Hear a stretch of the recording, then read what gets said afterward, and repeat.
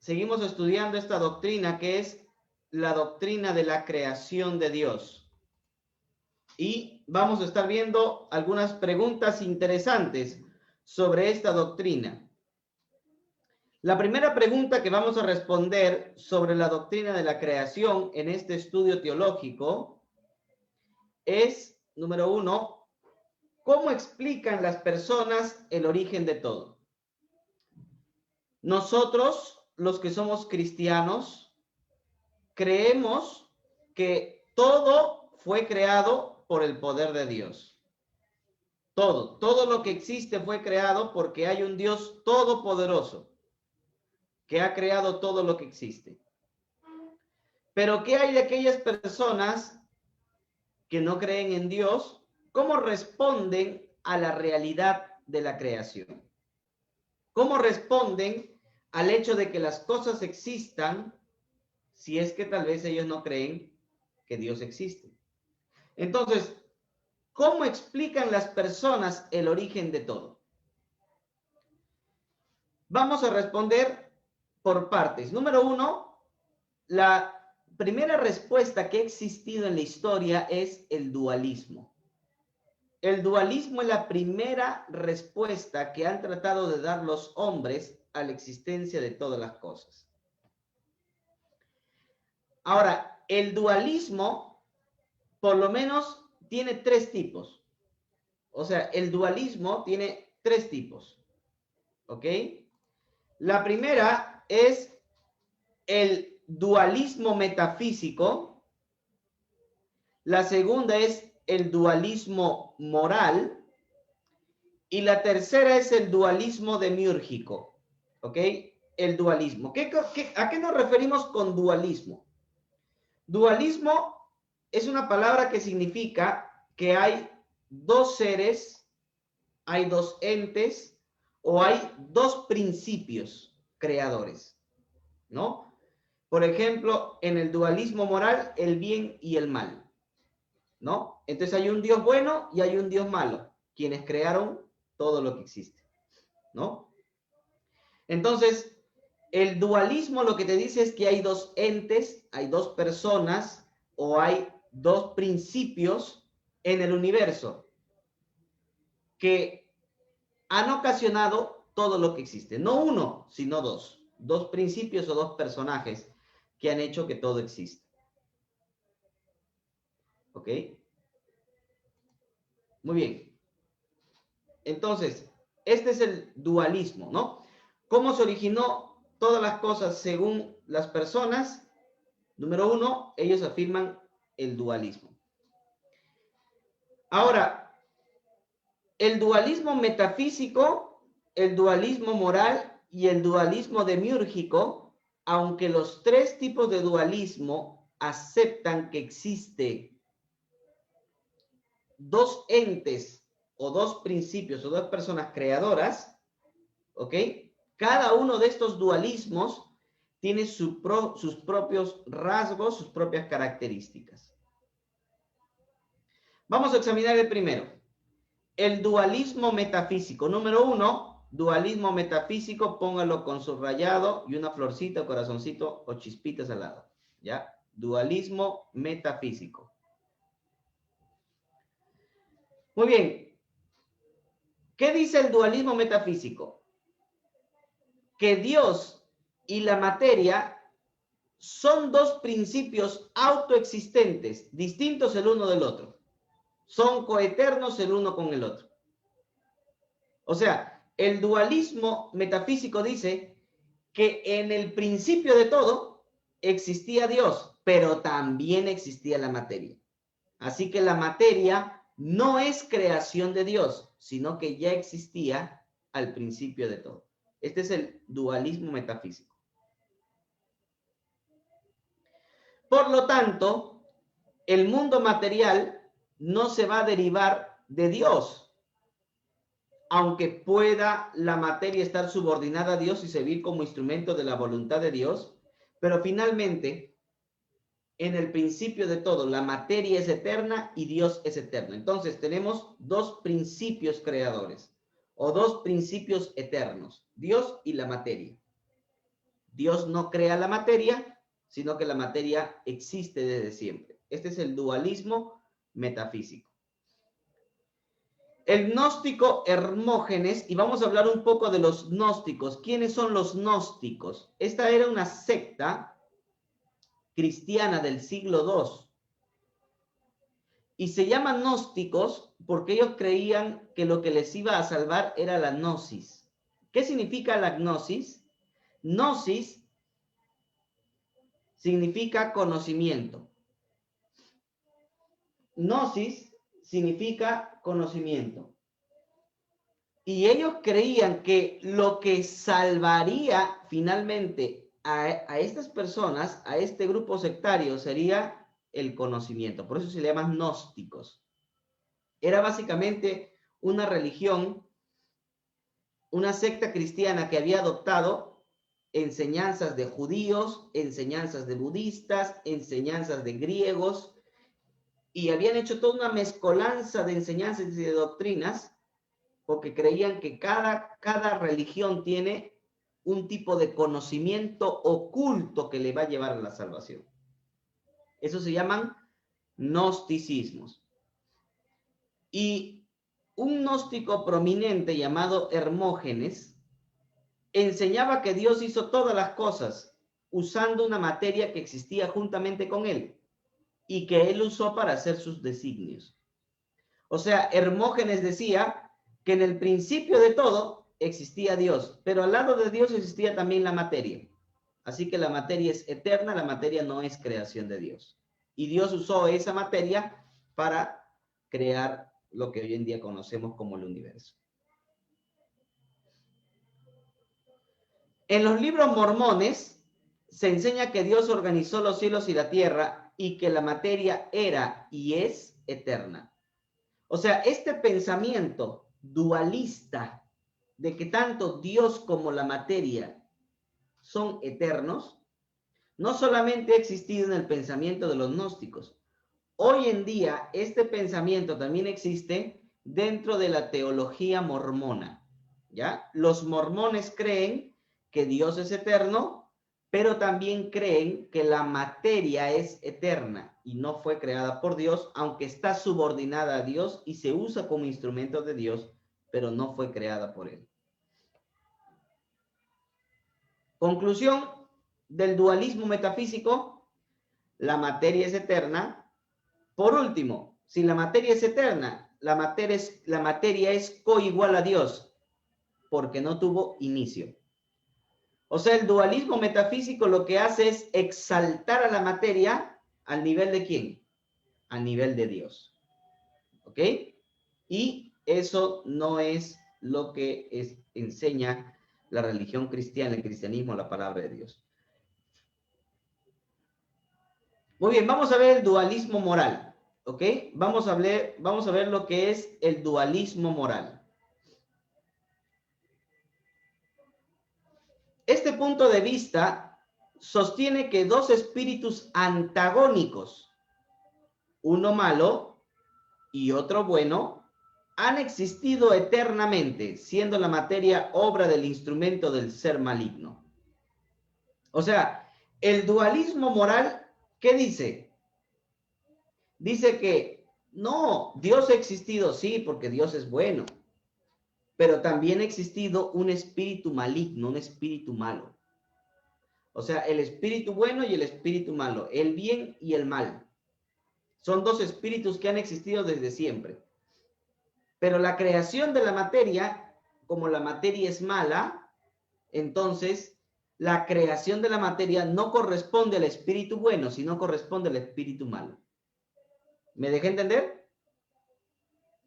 Entonces, el dualismo moral lo que hace es separar los principios eternos y creadores en el principio bueno y el principio malo, en Dios y la maldad.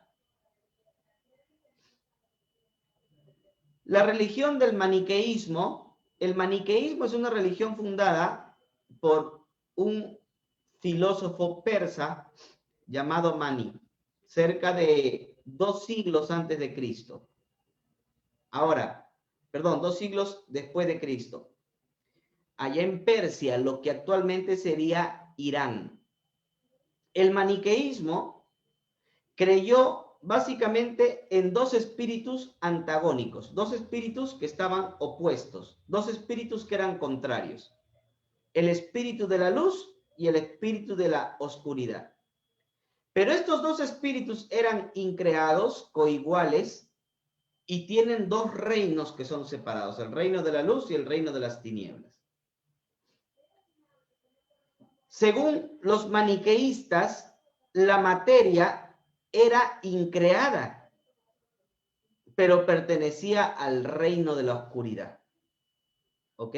La materia finalmente también era eterna, pero no pertenecía al reino de la luz o del bien, sino que pertenecía al reino de la oscuridad. Contrariamente a lo que el maniqueísmo enseñaba, el zoroastrismo, que es otra religión que viene de Oriente, enseñaba que la materia era buena, enseñaba que la materia era pura, y que básicamente la materia, al ser buena y pura, había sido el producto de una deidad buena llamada Ahura Mazda o también llamada Hormuz. Ahura Mazda era el dios bueno en el zoroastrismo y el dios malo era Ahriman. ¿Ok? Ahriman. Pero la materia no pertenecía a lo malo, sino a lo bueno. Y entonces era Ahura Mazda el creador de la materia. Conclusión, la materia puede o no ser eterna. Según el dualismo moral, la materia pudiera ser eterna o pudiera que no sea eterna. No es tan importante eso. Sin embargo, lo que es más importante en el dualismo moral es que sí existen dos seres coiguales que luchan en el mundo.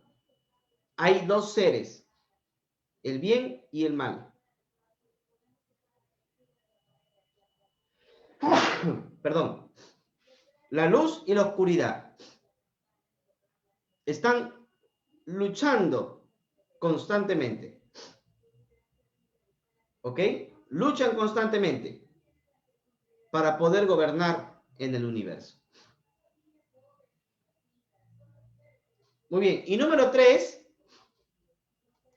hay una derivación del dualismo que es también conocido como dualismo demiúrgico. Dualismo demiúrgico. ¿Ok? Entonces, el dualismo metafísico dice, Dios y la materia son eternos.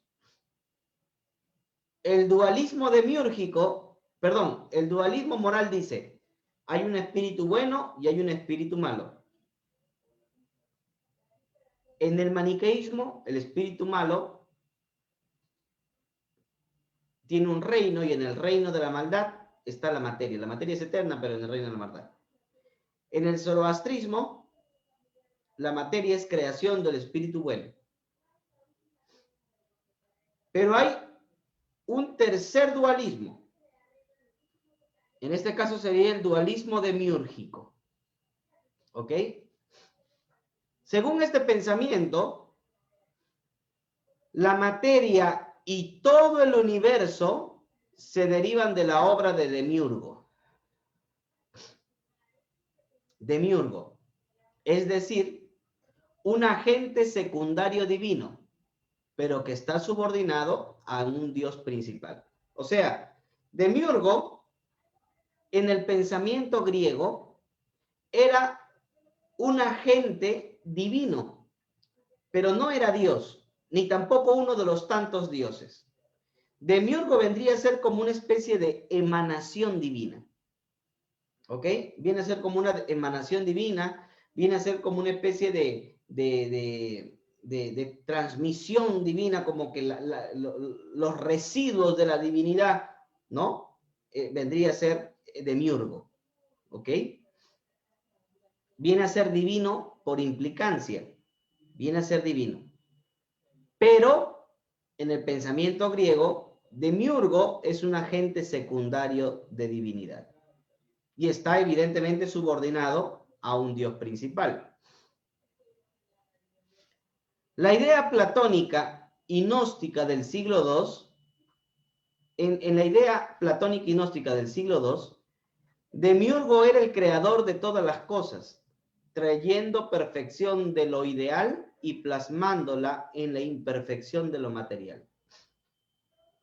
O sea, en el pensamiento del siglo II, en el pensamiento de los gnósticos, ¿recuerdan gnósticos?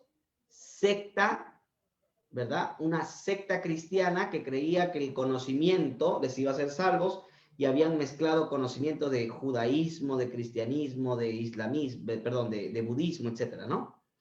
Entonces, esta secta creía también en que todas las cosas en el universo eran creación de un dios secundario o una divinidad secundaria llamada Demiurgo. Demiurgo había querido imitar la perfección de lo espiritual por medio de lo material, y de ahí entonces viene la materia.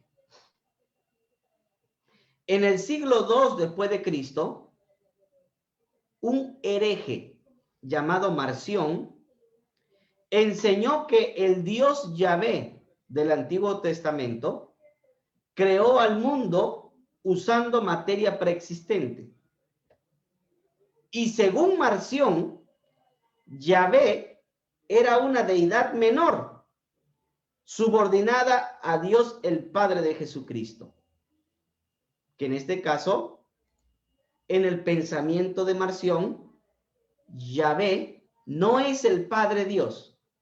En el pensamiento de Marción, Yahvé del Antiguo Testamento, que crea la materia, es un Dios distinto al Padre de Jesús.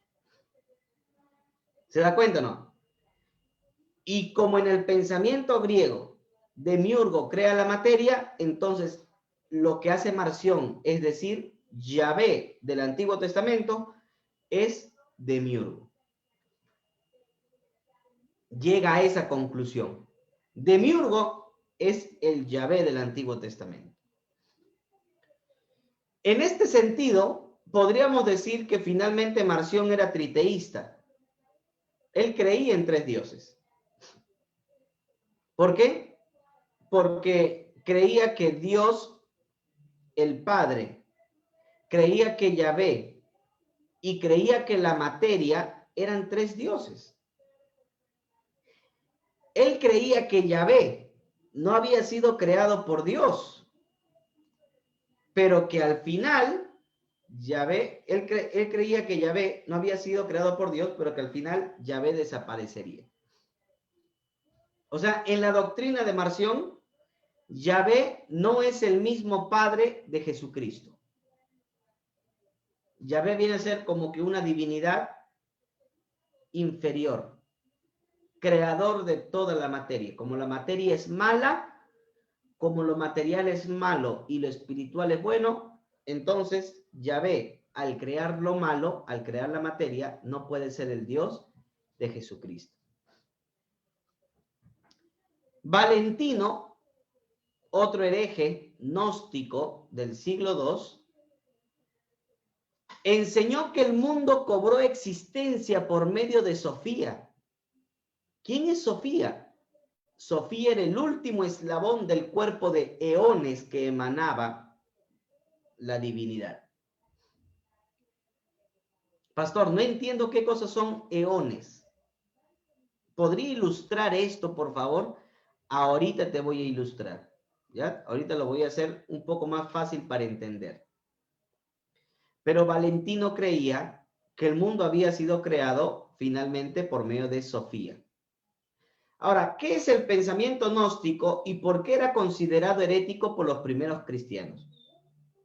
Para poder entender qué cosa es el gnosticismo y por qué esta enseñanza fue considerada herética por los primeros cristianos, tenemos ahora que repasar en primer lugar qué enseñaba el gnosticismo y, por ende, por qué los cristianos lo consideraron herejía.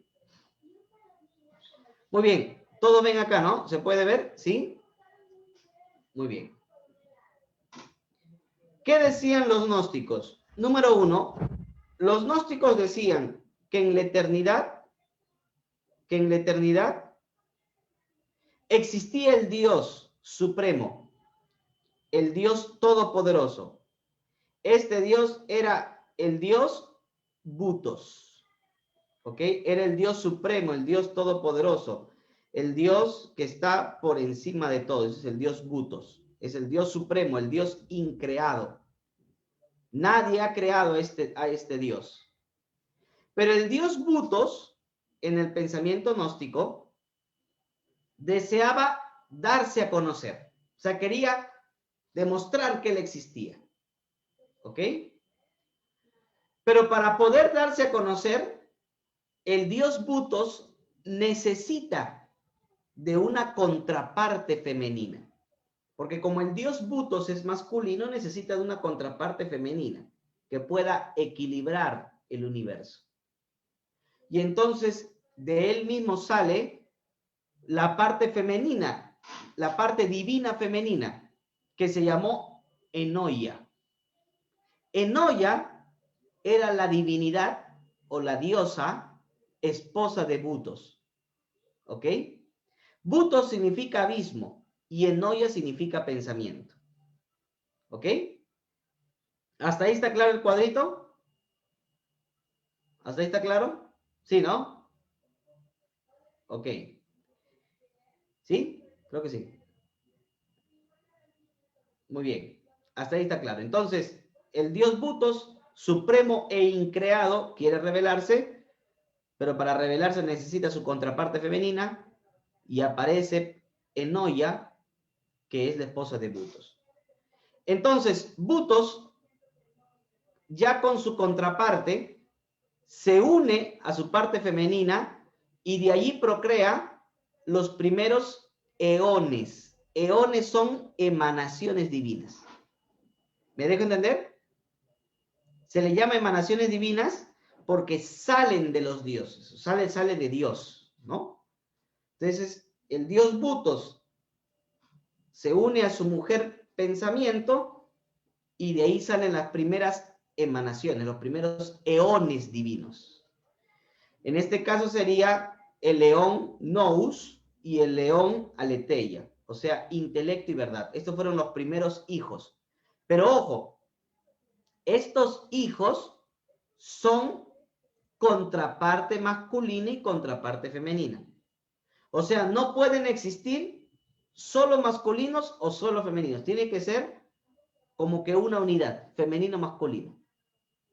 ¿Me dejan entender o no? Para que siga existiendo ese equilibrio según el pensamiento gnóstico. Pero intelecto y verdad, el masculino y la femenina, se unen y tienen otros eones, entre ellos logos y vida, y también tienen otros eones, como que estos son ya los nietos, ¿no?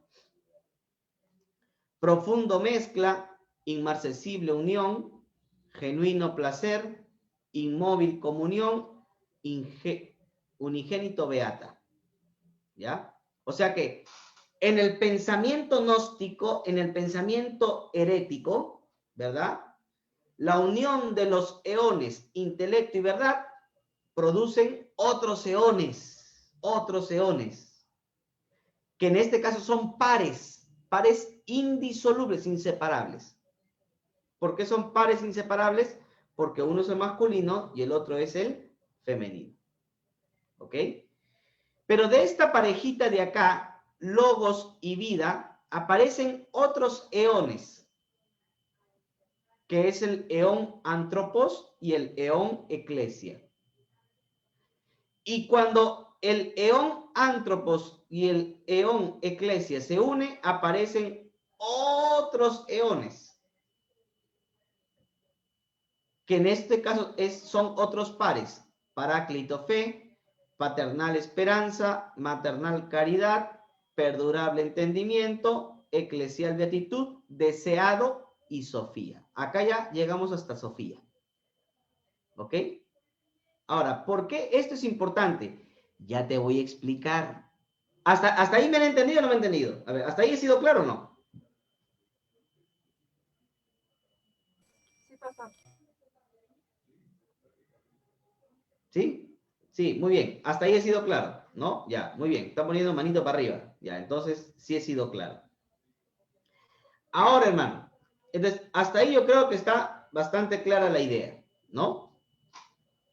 En resumen, en el pensamiento gnóstico, en el pensamiento hereje de los gnósticos del siglo II después de Cristo, una secta cristiana herética, creían que Abismo, el Dios increado y supremo, quiere darse a revelar, pero no lo puede hacer porque necesita su contraparte femenina y aparece su contraparte que viene a ser la diosa pensamiento. Se unen y salen emanaciones divinas. Son como que hijos de la divinidad. Y esas emanaciones divinas son llamados eones. Los eones aparecen en pares, macho y hembra, y son macho y hembra que no pueden separarse. ¿Ok?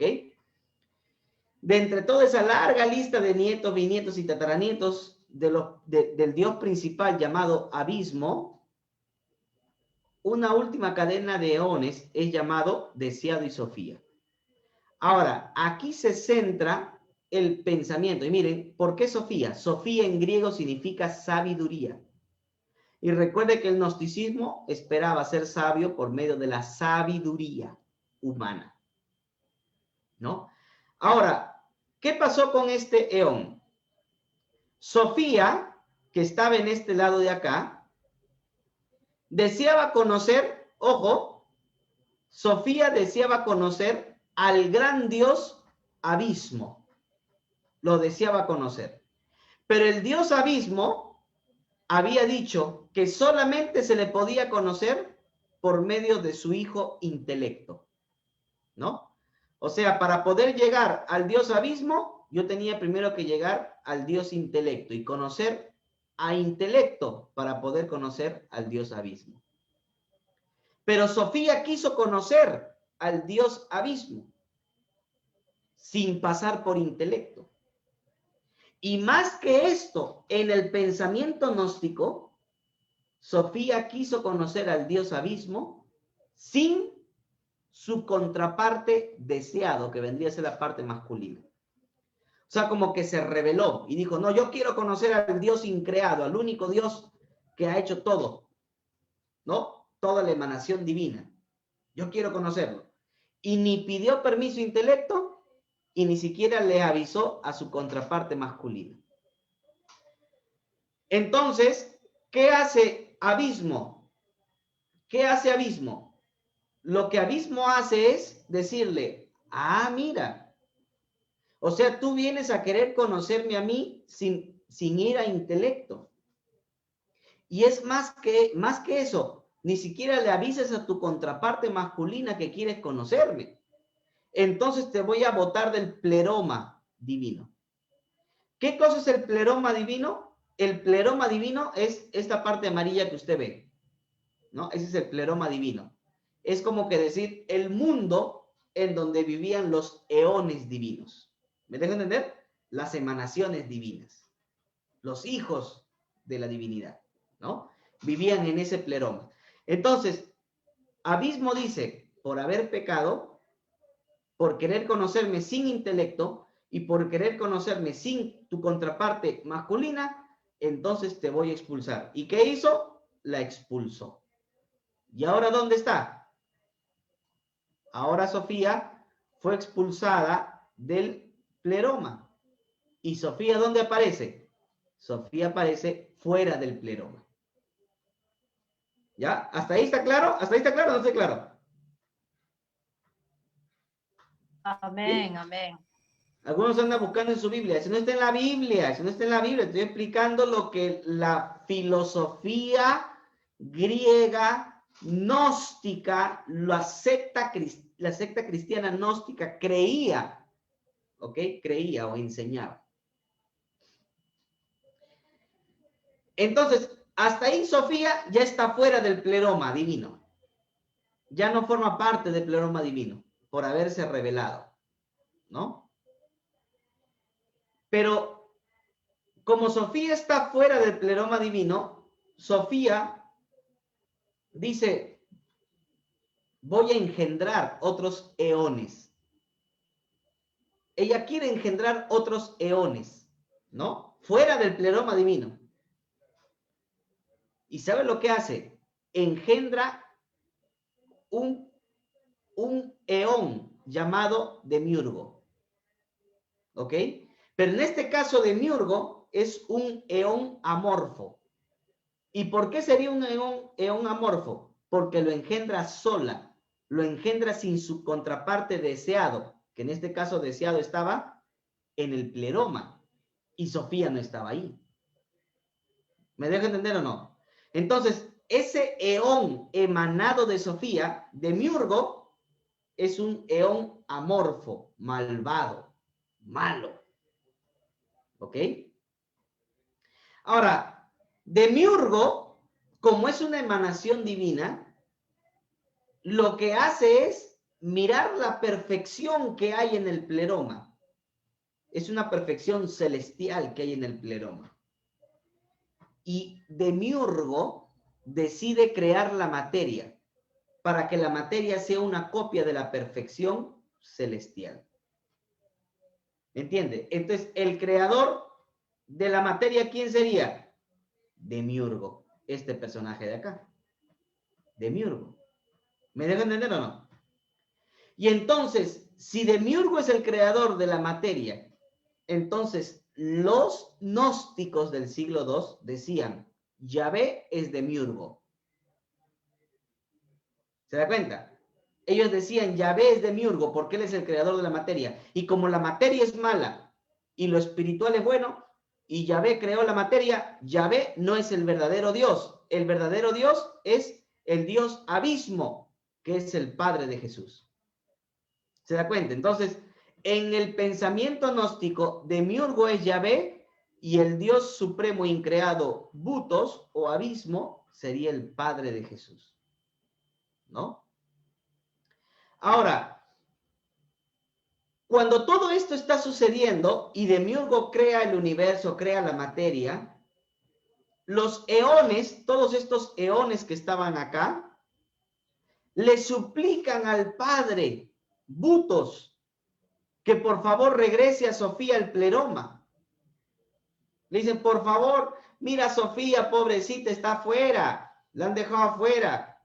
Hazla que regrese otra vez, por favor, a este pleroma divino. Tráela de vuelta. Y el padre Butos acepta que vuelva el eón Sofía. Pero para poder traer de vuelta al eón Sofía, el padre ordena la creación de un eón llamado el límite. El límite. ¿Ok? Entonces, todos los eones aportan algo de ellos y sale un eón llamado el límite. Este eón sería el que se iba a encargar de frenar el desorden de Sofía. O sea, como que se crea solamente para decirle a Sofía, oye Sofía, tranquilízate pues, ¿qué haces creando a este ser amorfo? Mira lo que ha hecho, ¿no? Mira lo que Demiurgo ha hecho, ha creado la materia y la materia es mala. Entonces, como que el límite se crea para ponerle un freno a Sofía para que no siga destruyendo lo espiritual, ¿no? Con lo material.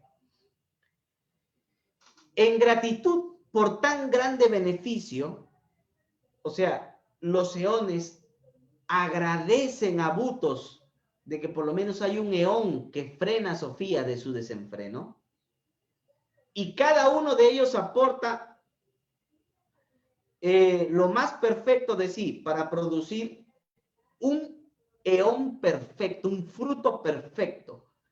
Y ese eón perfecto es Cristo y el Espíritu Santo. En el pensamiento gnóstico. ¿Me dejo entender o no? Pero este eón perfecto, ojo, este eón perfecto, Cristo es el masculino y el Espíritu Santo sería el femenino.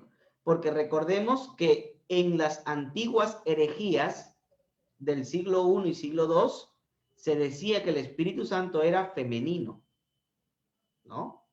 Era como que la contraparte femenina de Cristo. Entonces, lo que el padre Butos hace es enviar a Cristo. Ojo, lo que el padre hace es enviar al eón Cristo a rescatar a Sofía y traerla nuevamente al pleroma divino. ¿Ok? Lo que quiere es liberarla de sus pasiones y traerla de regreso al pleroma. Entonces, como Cristo tiene que salir del pleroma divino, Cristo tiene que tomar una apariencia humana, no real. Solo toma una apariencia fantasmal. ¿Ok? Toma una apariencia de fantasma humana. Para que a través del mundo material pueda volver a unir a Sofía al pleroma. Usted recordará algo. Mire lo que dice, vamos al libro de Juan. Vamos a primera de Juan, capítulo 4. Recuerde que primera de Juan se escribe al final del siglo I. Al final del siglo I, Juan escribe primera de Juan 4. Y mire lo que dice versículo 1. Primera de Juan 4:1 dice: amados, no crean a todo espíritu, sino prueben los espíritus si son de Dios. La palabra espíritus allí significa enseñanza. No crean a toda enseñanza, prueben para ver si estas enseñanzas son realmente de Dios. Y luego dice, porque muchos falsos profetas han salido por el mundo. O sea, mucha gente engañadora ha salido por el mundo. En esto conoced el Espíritu de Dios. Todo espíritu que confiesa que Jesucristo ha venido en carne es de Dios. Y todo espíritu que no confiesa que Jesucristo ha venido en carne no es de Dios. Y este es el espíritu del anticristo, el cual ustedes han oído que viene y ahora ya está en el mundo. ¿Por qué Juan, el anciano, escritor de estas cartas, le dice a los hermanos, tengan cuidado de esos falsos profetas que enseñan que Jesús no vino en carne? Todo aquel que dice que Jesús vino en carne, ese sí es de Dios. Pero si alguien dice que Jesús no vino en carne, sino solamente en apariencia fantasmal de hombre, ese es un espíritu del anticristo. ¿Por qué Juan dice esto? Porque ya desde la época de Juan se estaba enseñando esto, ¿me dejo entender? La materia es mala, el espíritu es bueno. Cuando Cristo, el león Cristo, viene a la tierra, viene en apariencia humana, pero no viene en carne humana. Por eso Juan tiene que decir, el que niega que Jesús vino en carne es un anticristo. ¿Ya me dejé entender o no me dejé entender? ¿Sí? Está mucho más claro, ¿verdad? Amén. Amén. Porque estas enseñanzas se estaban infiltrando dentro de las iglesias cristianas en el siglo II. Y entonces, el gnosticismo decía que el león Cristo, para poder salvar a Sofía, tuvo que venir solamente en apariencia. Entonces, Jesús no era una persona real, solamente era una apariencia de ser humano. Eso decía la doctrina hereje de los gnósticos.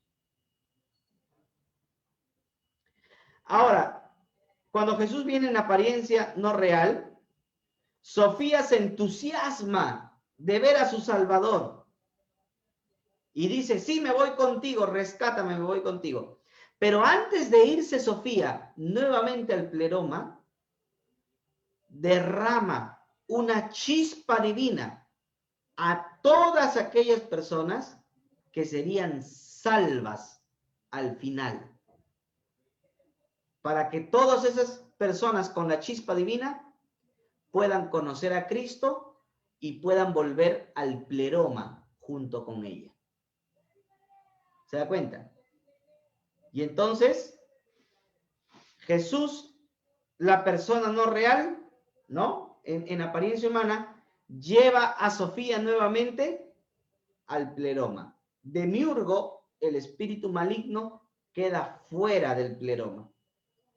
Y cada persona tiene una chispa divina para finalmente conocer a Jesús y por medio de Jesús volver al pleroma divino. Esa era la enseñanza de los grupos gnósticos del siglo II después de Cristo. Evidentemente, el pensamiento gnóstico es un pensamiento sincretista. ¿Qué significa sincretista? Que mezclaba muchos pensamientos. Mezclaba conceptos cristianos, mezclaba conceptos platónicos, mezclaba conceptos budistas, místicos, judíos. O sea, el pensamiento gnóstico era una combinación de todos los tipos de pensamientos y de religiones de su época. Este tipo de pensamiento gnóstico, en su etapa primitiva, fue condenada por el apóstol Pablo y fue condenado por el apóstol Juan. Mientras estuvieron los apóstoles, este pensamiento gnóstico no floreció. Pero después de la muerte de los apóstoles, este pensamiento floreció al punto de que muchas iglesias cristianas fueron influenciadas por este pensamiento no bíblico. ¿Ok? Entonces, hasta allí hemos hablado de cómo se originó todo. Algunos hablan del dualismo. El dualismo es lo que originó todo. Dualismo metafísico. Dios y la materia son eternos. Dualismo moral. Un espíritu bueno y un espíritu malo son eternos y crean o no la materia, pero son los que inician todo. O el dualismo demiúrgico. Quien crea toda la materia no es ningún ser divino, sino es un eón, una emanación amorfa de el eón Sofía, ¿verdad? Que se había revelado y había sido expulsado del pleroma. Entonces, estos eran los tres tipos de pensamientos que antiguamente la gente decía cuando se le preguntaba cómo se originó todo. ¿Ok? Esto decían, esto enseñaban, esto creían antiguamente las personas cuando se les preguntaba cómo es que todo había llegado a la existencia. ¿Ok? ¿Hasta ahí alguna pregunta o todo está claro?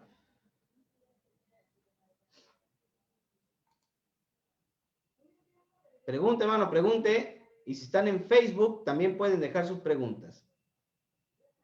¿Está claro? ¿Sí? Muy bien. Ok. Muy bien. Seguimos con la pregunta. ¿Cómo es que se originó todo? ¿Cómo se originó todo? Algunos dicen dualismo. Otros dicen que todo se originó por el emanatismo monista. Emanatismo monista. ¿Qué significa esto? Vamos a ver.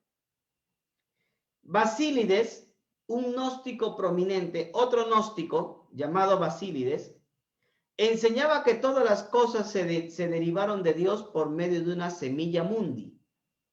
Una semilla mundi, la que produjo una relación de tres elementos primordiales que engendró el gran gobernador, la cabeza del mundo, quien a su vez engendró un hijo y creó el orden celestial. ¿Ok? El mundo no celestial fue creado por otro gobernador. O sea, hay dos gobernadores, el gobernador celestial y el gobernador no celestial. La tierra se crea por el gobernador no celestial, según Basílides. Según el emanatismo monista, todas las cosas llegaron a existir por medio de un descascaramiento de Dios. O sea, como que Dios se va descascarando y lo que se descascara de Dios se convierte en materia y comienza a existir el universo. Plotino, un filósofo griego, enseñó que todo emanaba del uno, del bien, por medio del nous, el mundo de la inteligencia, y del alma del mundo.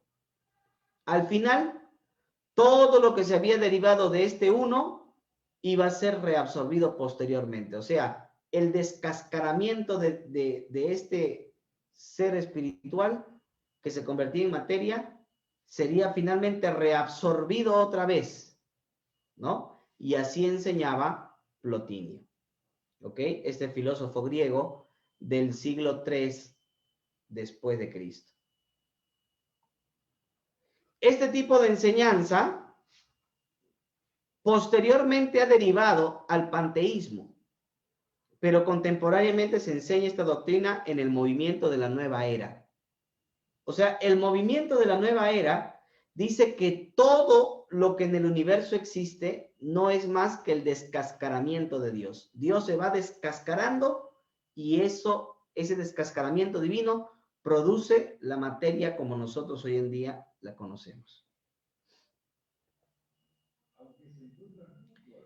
Muy bien. Otra respuesta. ¿Cómo se originó todo según las personas? Otros dicen, no, no es el dualismo, tampoco es el emanatismo monista. Todo existe por la creación en la eternidad. Según este punto de vista, la creación fue un acto de Dios en la eternidad. Desconecta la creación del comienzo del tiempo y tiende hacia el dualismo porque postula un proceso eterno de creación equivalente a sostener que la materia es eterna. O sea, este punto de vista de la creación desde la eternidad dice que como Dios creó todo desde la eternidad, finalmente la materia es eterna. Y recuerde que la materia eterna es un punto de vista dualista metafísico, ¿no? Así que finalmente este pensamiento termina siendo en el fondo otra vez un dualismo metafísico, ¿no? De esta teoría existen algunas variantes. La primera, la creación de la materia por Dios en la eternidad. Según esta teoría, la materia es eterna, pero fue creada de algún modo por Dios o por una deidad. Dios o alguna deidad en la eternidad pasada que nadie sabe, se creó la materia, ¿no? Se creó la materia.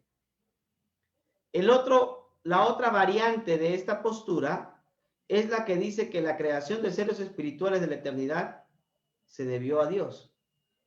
Según Orígenes de Alejandría, padre de la teología sistemática como nosotros la conocemos, según este cristiano, antes del tiempo y de la eternidad, Dios creó un mundo de seres espirituales o racionales que son originados y que se derivan de Dios. Como son seres inestables, esto hizo que se apartaran de Dios y se encarnaran en nuestro mundo material que no es eterno. La preexistencia de las almas fue enseñada por Orígenes y en la actualidad es enseñada por los mormones. O sea, Orígenes de Alejandría decía, las almas de los seres humanos existían en el trono de Dios. Y Dios manda, cuando crea una persona, Dios manda esas almas a las personas, para que las personas tengan su alma, ¿no? Entonces, este tipo de pensamiento de la creación de la eternidad, desde la eternidad, finalmente lo que hace es catalogar la creación al mismo nivel de Dios, ¿verdad? Lo pone al mismo nivel de Dios, porque el único increado es Dios. Todo lo demás ha sido creado. Por lo tanto, la materia ha sido creada. ¿Ok? Entonces tenemos que tener mucho cuidado con estos puntos de vista. Otro punto de vista de cómo es que se originó todo, según las personas, es la evolución atea. La evolución atea. La evolución atea sostiene que el universo, miren, hasta acá, el emanatismo, el dualismo, ¿verdad? y la creación eterna, estos tres puntos de vista son puntos de vista antiguos, ¿no? Cómo la gente antiguamente respondía a cómo es que las cosas han existido, ¿no? Son puntos de vista antiguos que tratan de responder la pregunta, ¿cómo es que todo existió? Y de ahí viene el dualismo, de ahí viene el punto de vista manatista, monista, que todavía son preservados, estos puntos de vista son preservados por algunas sectas, y la creación eterna. Pero la respuesta moderna que dan los hombres de ciencia, ¿cuál es? La evolución atea. ¿Verdad?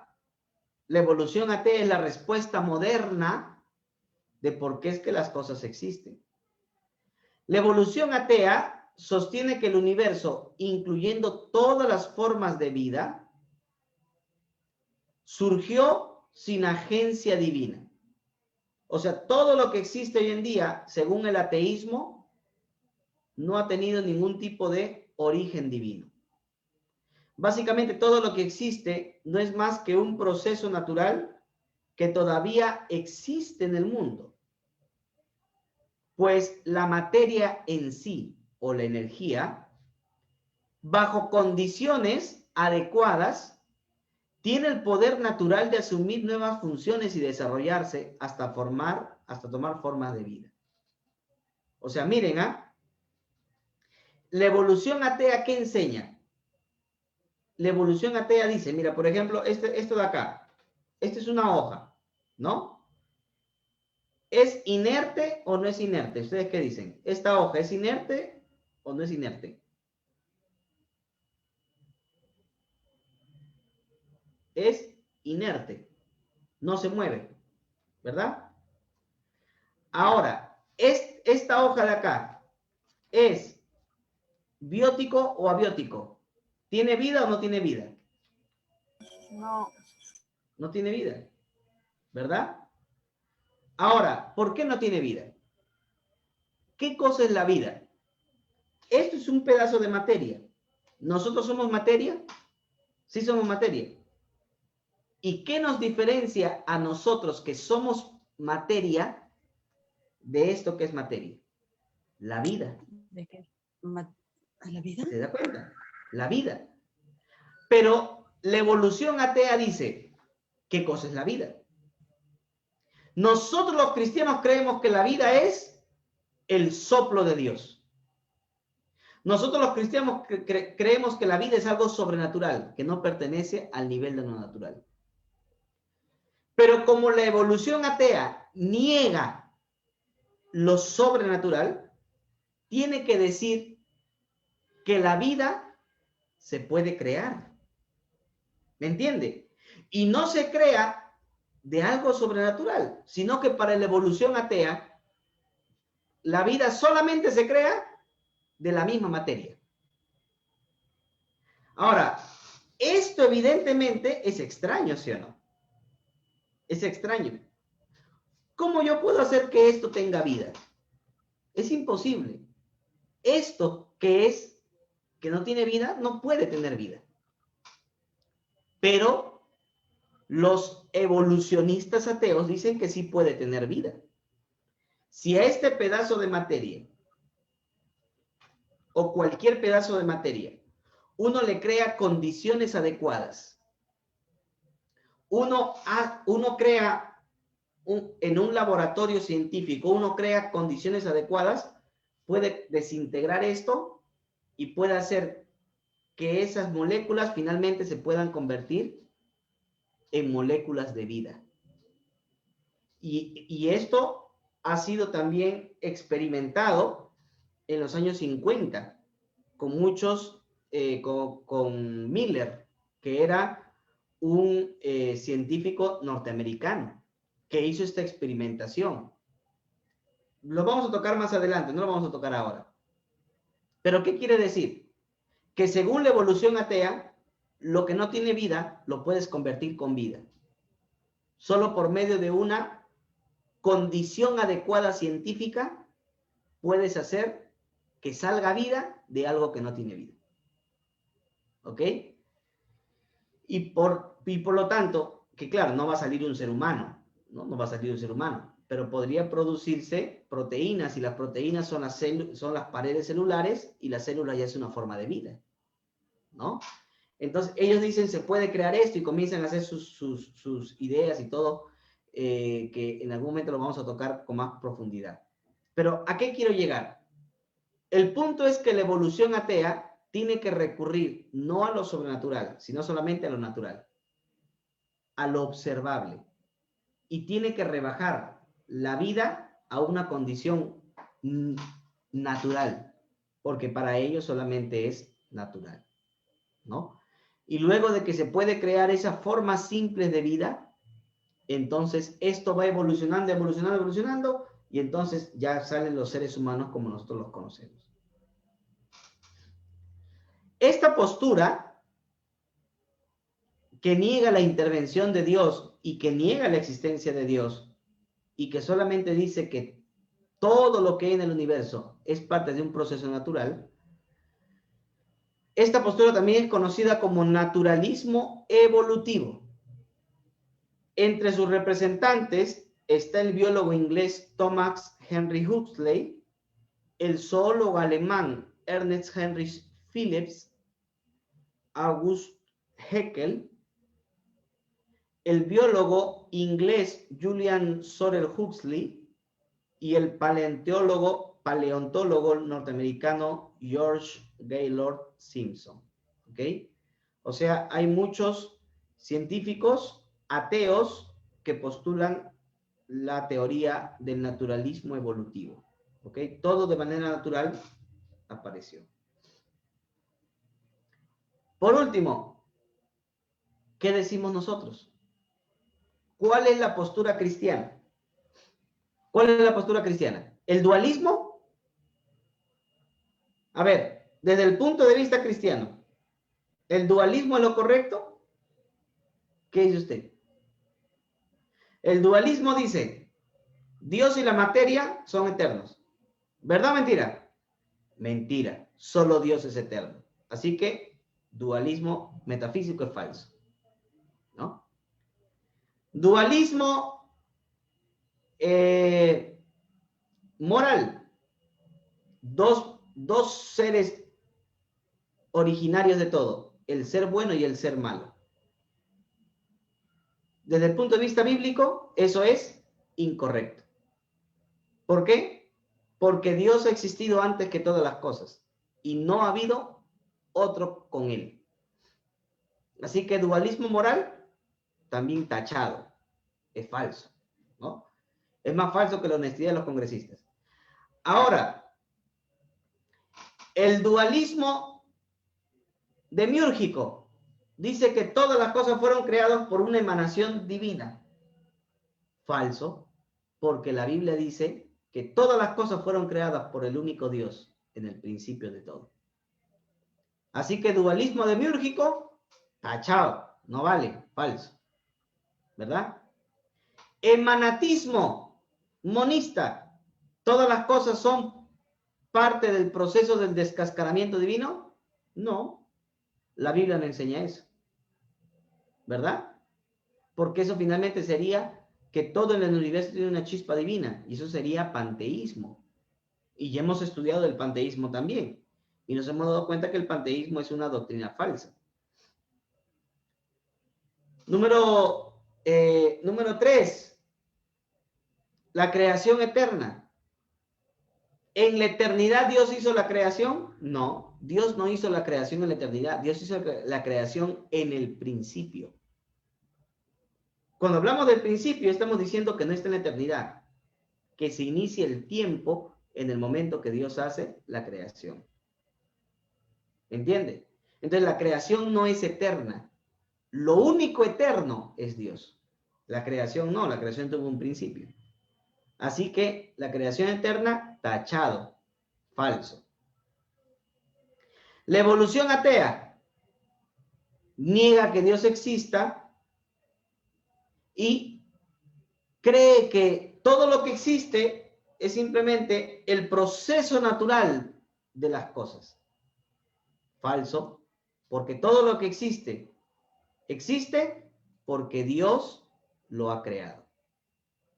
¿Ok? Entonces, ¿cuál es la postura cristiana? En contraposición, de manera contraria a todas esas posturas, los cristianos creemos que la creación es el producto del único Dios eterno y trino. El único Dios que es eterno. Y este Dios eterno es un Dios trino, es el que ha hecho todo. En su bondad, creó todo lo que existe y lo creó para su propia gloria. Lo hizo todo de la nada, siendo Él mismo quien sustenta todo lo que es creado y que va a dirigir todo hacia la meta que Él ha elegido. Esa es nuestra postura cristiana. El único Dios creó todo para su gloria. El Dios Trino creó todo para su gloria. Y Él sustenta la creación y llevará la creación al final de todo. Amén. Así que tengamos cuidado con las enseñanzas antiguas y modernas que se dan acerca de la creación. De personas que tratan de responder cómo es que todo se ha creado. Y te andan inventando una sarta de tonterías que la gente, como no tiene nada que hacer, se pone a escuchar. La doctrina cristiana siempre ha sido única. El Dios creador, el Dios trino, creador de todo, hizo todo en el universo. Nada ha sido eterno más que Él. Todo tiene un principio. Y Dios no solamente lo creó, sino que Dios sustenta su creación. Dios trabaja en su creación. Y llevará al fin, llevará a la meta todo lo que Él ha querido con su creación. Muy bien, eso es lo que nosotros creemos.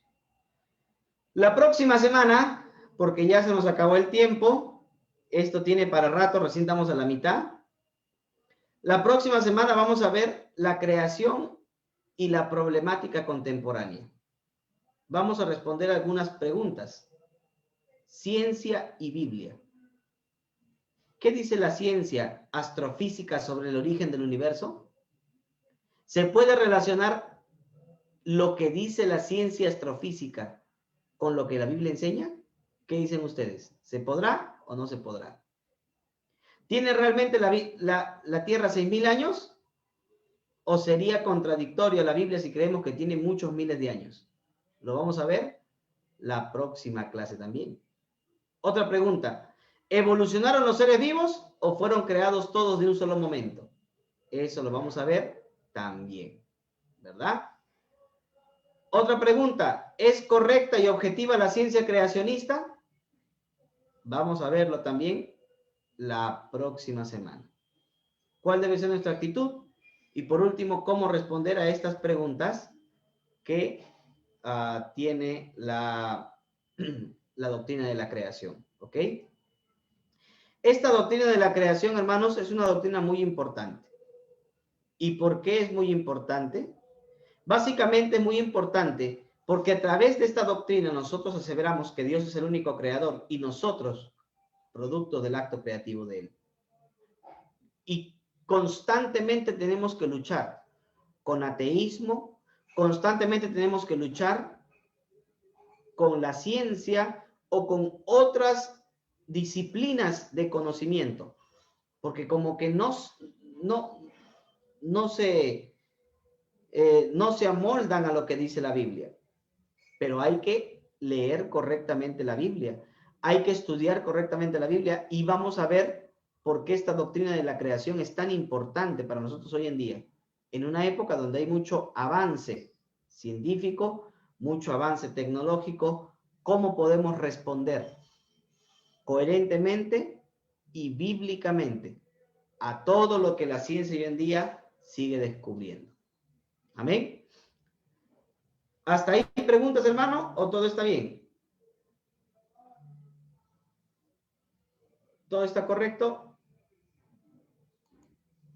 Sí. Nadie dice nada. Entonces, hermanos, agradecemos.